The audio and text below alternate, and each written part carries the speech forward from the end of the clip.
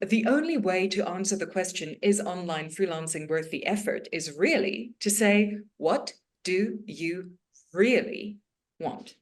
And if what you want is freedom, but you are willing to put in the effort and the strategy to make it work, online freelancing can be life-changing. Welcome, Marie and Michelle. Marie is a media strategist for thought leaders and visionaries. And you work both online and face-to-face, don't you, Marie?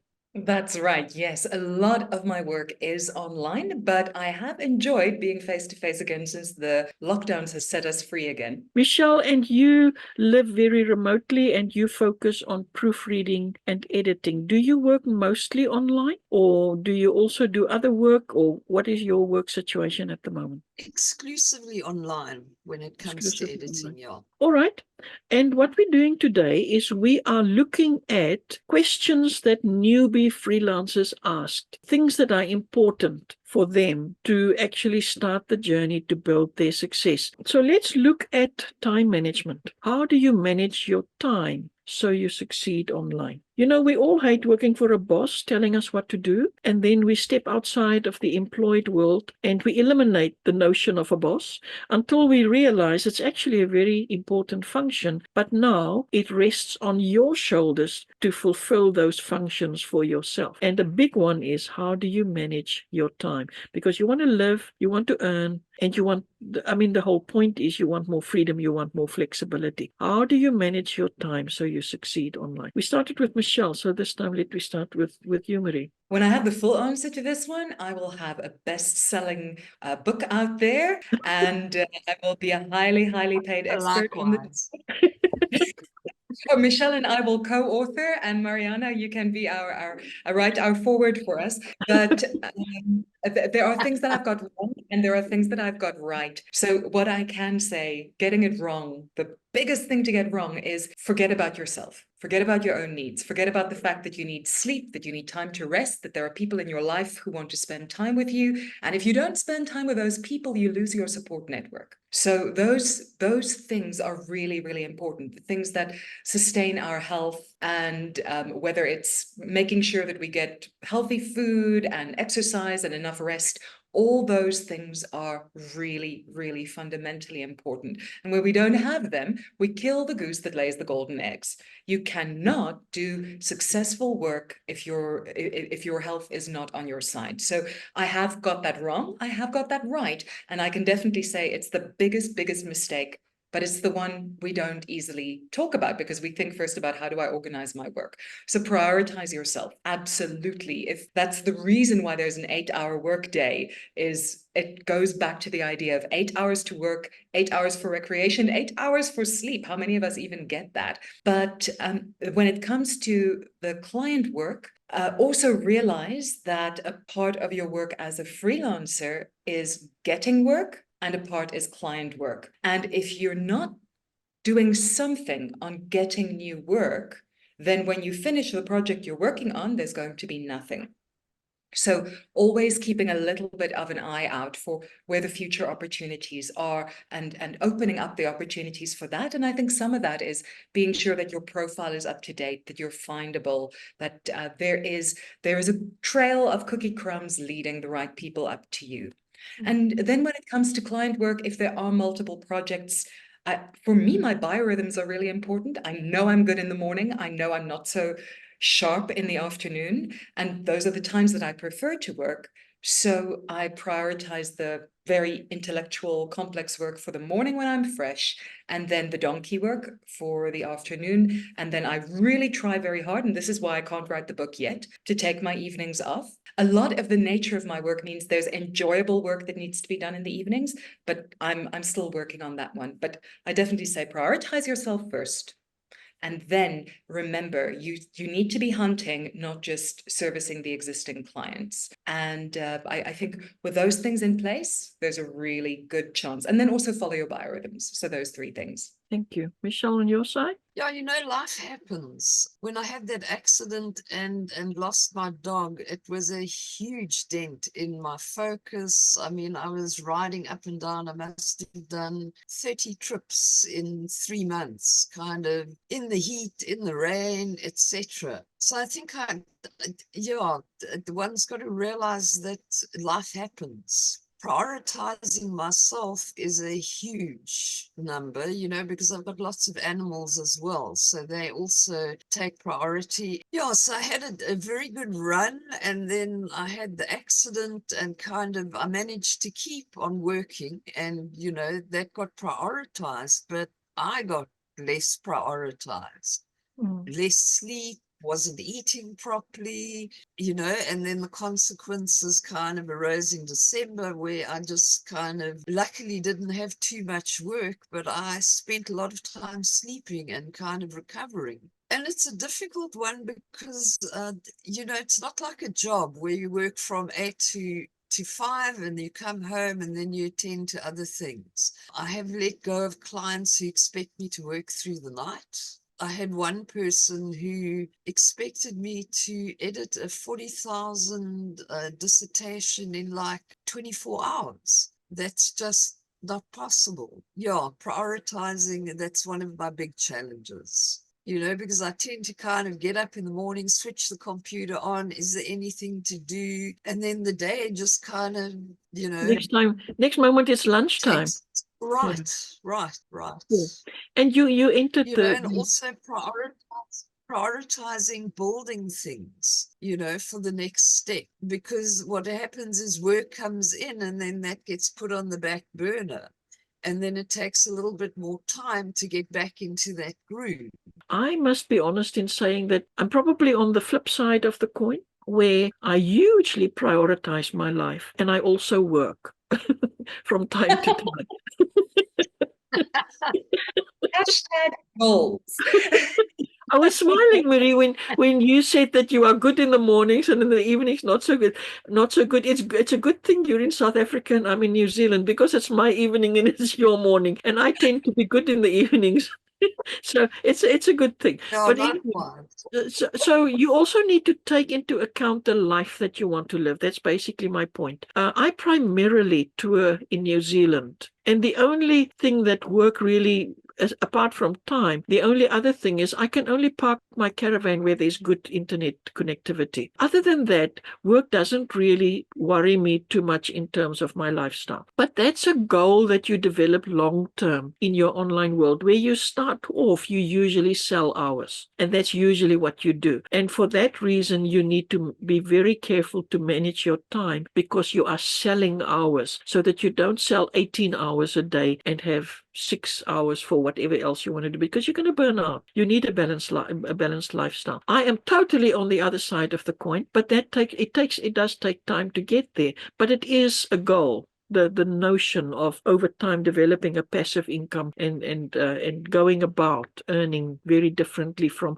because even if you are employed, you are fundamentally selling hours. And moving beyond in your mindset and then in your practice, moving beyond over time from the selling hours mindset, I think is very important as well. But let's go back and we ask the next question. Is independent online freelancing worth the effort? First of all, it is effort. Let's be honest about that. It doesn't come easy. It is effort. So talk about the effort and then answer the question, is it worth it? Michelle? Yeah, I mean, proposals are an effort. Doing the actual job is an effort. I mean, if we return to the communication thing, I've realized that different clients have a different perspective of what is adequate communication. Some people give me a job, let me go with it, and only expect me to deliver. Other people want a daily update. But Michelle, all of this, is online freelancing worth it? Oh, yes. Oh, yes. Can you elaborate? Well, I mean, Worldvice every now and again sends me job opportunities, a list of job opportunities. And it's far, far more effortful to get a CV together and a letter for that particular job and explore what that job is about than it is to be on Upwork and submit proposals, which is also effort. But yeah, perhaps for me, I prefer kind of short jobs than kind of long-term commitments, you know. But yes, it is worth the effort. Marie, what do you say? Is online freelancing worth the effort? Mm. Absolutely.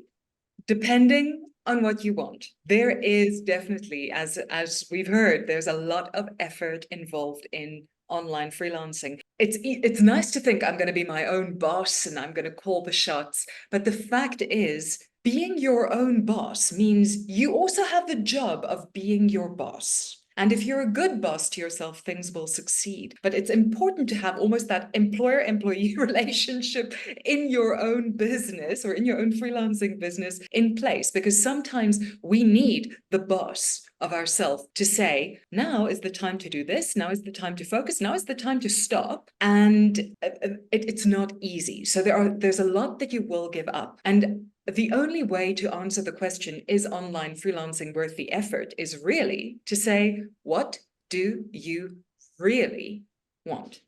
And if what you want is freedom, but you are willing to put in the effort and the strategy to make it work, online freelancing can be life-changing. It can be absolutely life-changing. If you're not willing to work, it's not the right place for you. I don't know what is, but it's really important to know this. There's a lot of hype on the internet of this is going to just turn everything into rainbows and unicorns.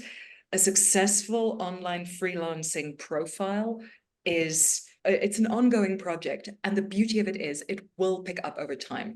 So if it is for you and you're willing to pay the price, stick to it, stick to your plan, adjust the plan as needed, but see it through, because the real results don't come immediately, but they will come. For me, there's one other aspect that's really important. The online freelancing world is a fantastic professional development and skill development environment. You will be developing skills that are incredibly important and incredibly useful in your future online career. I started about more than 20 years ago now doing freelancing. I was a freelancer, and I would not be able to work the way I work now if I didn't start with that then. So you build a lot of skills that will open futures that you don't even anticipate at the moment. So the effort is also worth from the perspective of the skills development and learning how to work in a completely different environment. And over time, the new opportunities in the online world that gets unlocked because you have developed these skills won't necessarily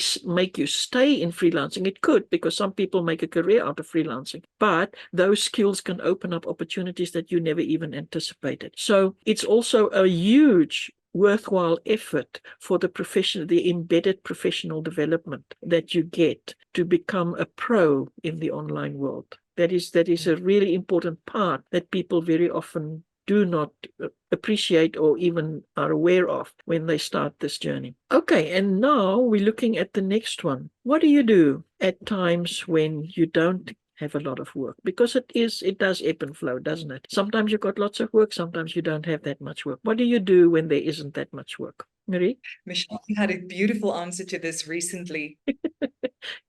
Okay, Michelle. I think what you essentially said was that you had almost a planned winter time. You planned to get ahead a little bit and then take some time out and take advantage of the valley to get things done that wouldn't otherwise happen. I catch up on sleep. I'm going to register for a coaching course, so up my skills a little bit, or my credibility. I might also do an animal naturopath in preparation for the new website. You know, because I've got an animal healing and communication certificate from a couple of years back as well.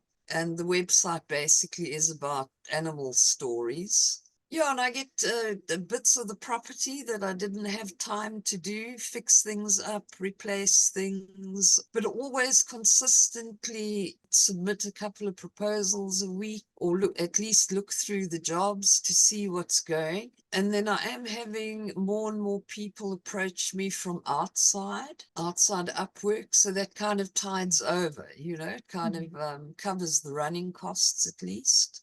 because there are running costs for freelancing. You know, there's software that you've got to acquire and courses you partake in and subscriptions and so on. What I hear you It can say, also be Michelle, which quite is really, really important, is how you have relaxed. The valley is no longer a time of anxiety. Has my luck run out, so to speak? You no longer have that. Have I had my run and now freelancing is collapsing on me? You make use of the time. You keep on a consistent putting forward proposals, knowing it will come again. But in the meantime, you do other things. You do development. You do new things. And I think that calmness about the valleys is a really important aspect to develop. But to realize it is an ebb and flow, and the flow, and when there's a valley, it doesn't mean it has collapsed. It's just the nature of the beast. allowing oneself to have a rhythm, Yeah. you know, and that rhythm is also in a way subject to what is happening outside of one in the freelance world, but just allowing oneself to be, you know, I've always been a doer. I've always focused on productivity, and it's now I have the opportunity to just allow myself to be and allow the world to be, and to, if the wave comes, I catch it. If it doesn't come, well, there's something else to do. Marie, for you, what do you What should a freelancer do when work is scarce is such an important question, because it is going to happen. And ideally, as a freelancer, you want to know where is your industry going to be quiet so that you can be in charge of when the valley is. But assuming that you know where that is and your valley is voluntary, but maybe it's not so voluntary, then really making use of the time to, first of all, relax. I'll totally go with Michelle on that. Catch up on the things in your life. But then again, look at what can get you at the next level when you do get back in the game.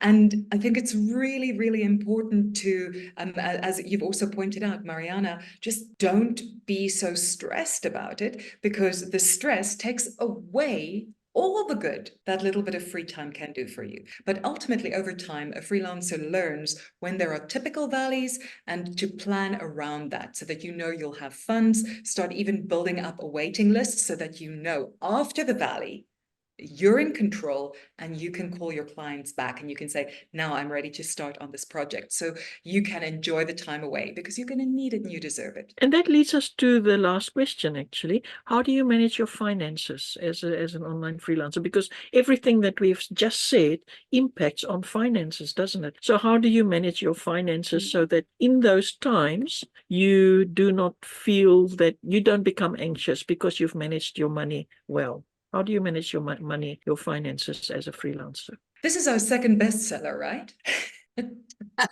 Yes. Our next best-selling book, the one about time. The Cool, first one will cool, be cool.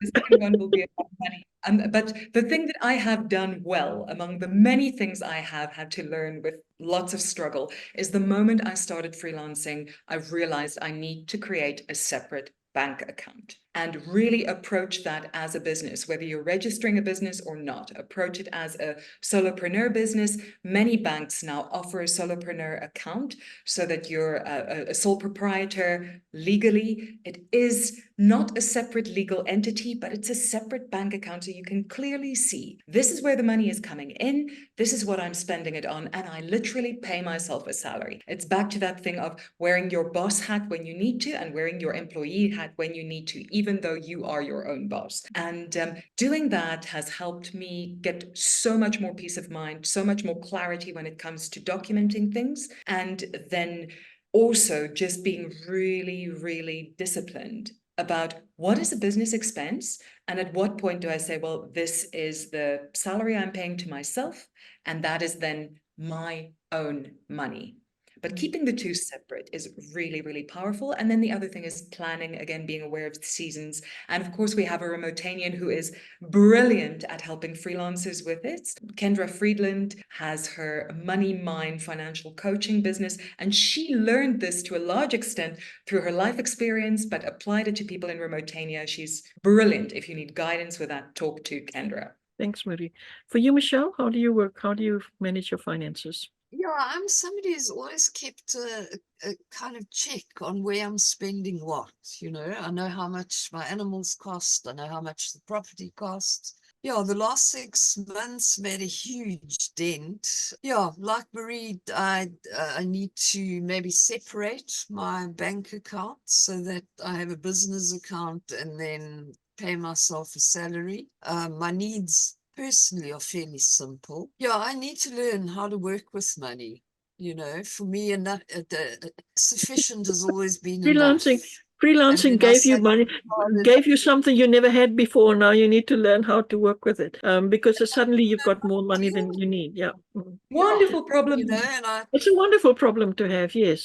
But still, it is a yeah, problem to have. careful today because I paced up and down my kitchen saying this is an obscene amount of money for me. And the universe then came and showed me what you can do with the money. You can drive up and down, you know, the country and etc. and buy a lemon of a car to kind of tide you over.